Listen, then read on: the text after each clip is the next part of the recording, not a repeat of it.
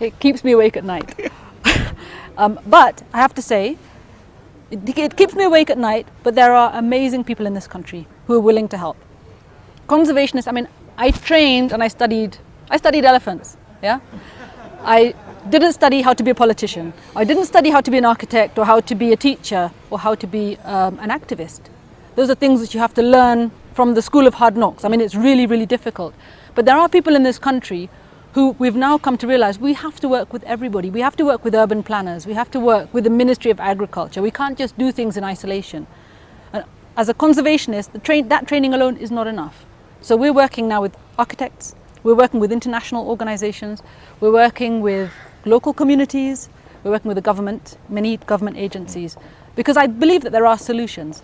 It cannot be either development or conservation. Right. It has to be together. And it can work hand in hand. It can work hand in hand. And there's no point saying that, yes, but people are poor and they need land.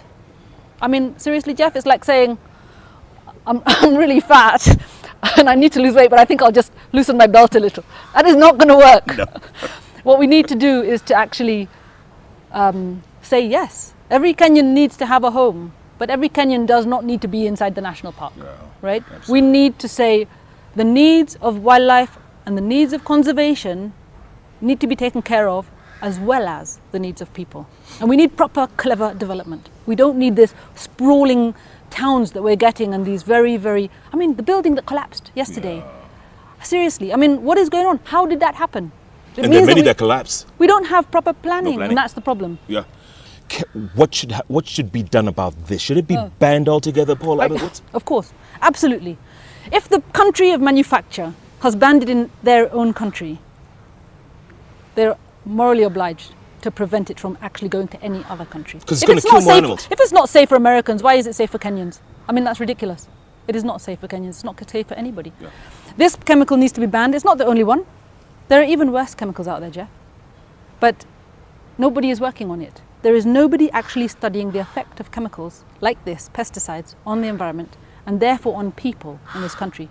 When you put chemicals like this out into the soil and it drains into the waterways and it goes and affects everything downstream, the knock-on effect is tremendous. There is a whole chain of reactions that takes place, and we're destroying the natural capital of our land, the productivity of our land. And we have to change the way that we do things. Intensifying agriculture should not mean pumping disastrous chemicals into the ground. That to me is just a very short-sighted, ill-advised kind of strategy. Yeah, until it really affects someone, or God forbid, someone's child dies from it, someone who's important. That's when they'll wake up. That's the problem with some of the things in this country.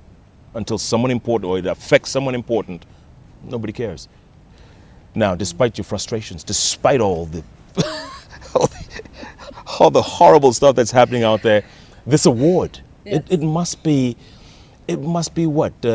Satisfying, rewarding, and you feel at least somebody appreciates, because the National Geographic Buffett Leadership for Conservation Leadership Award, I mean, it must be.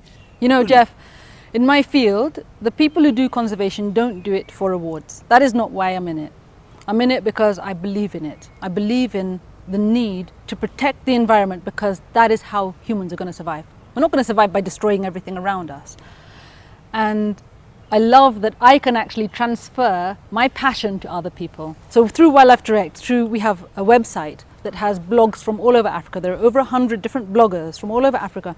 And I can actually showcase people who are in the middle of the jungles of Congo and tell the world that this person is doing something extraordinary. So while I'm in Nairobi, I've got a nice office and I'm on the computers, whatever, there's some guy in Congo who's risking his life to save mountain gorillas. Or there's a guy out in Mbirikani on the slopes of Mount Kilimanjaro who's saving lions, and he spends all day tracking lions and stopping them from killing people's livestock. I can tell their stories, and that's what I love doing. What's your website? What's your address? wildlifedirect.org. Excellent. Yeah. And so, I mean, I don't do this because of the awards, but I think it's a wonderful opportunity to go to the United States and talk to people who follow our blogs. We have thousands and thousands of people who have fallen in love with conservationists on the ground who tell the authentic, real-life, day-to-day stories of what's happening on the ground. What's the name of the gorilla? Who's just had a baby? It's a soap opera. It's really entertaining. Yeah. And a lot of the people who blog are not scientists. They haven't been to university. They are just amazing storytellers. And the passion that they have for their work gives people in America, in Europe, in Australia, I guess, a great feeling of satisfaction, Yeah. and they actually support that work. And So they can make donations through the website and contribute to projects all over Africa. It's real stories about real people. Absolutely, and the animals that they're saving. Wow. Yeah. Hey, Doc, congratulations. Thank you. Keep at it, and congratulations for the award. Keep fighting. Thank you very Keep much. fighting. Yeah. Never give up. Never give up. You heard from Dr. Paula Kahumbu. This thing needs to be banned. Furadan, folks. It's killing off one of the big five, the biggest of the big five. And also, people are dying. And if you don't, many of them don't know how, it could have something to do with this.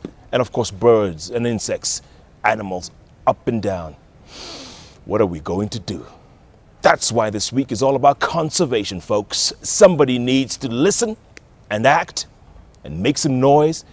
Otherwise, forget about it. We might as well just shut down and go home and do nothing about it. Thank God Dr. Paula Kahumbu is doing something about it. That's why she's gotten that prestigious award. That's why she does what she does. You cannot find guests like Dr. Paula Kahumbu anywhere else but right here on the bench, on the award-winning station, K24, where we are, yes, even in times of conservation, we are all Kenyan. All the time. Thanks. Well done, my dear.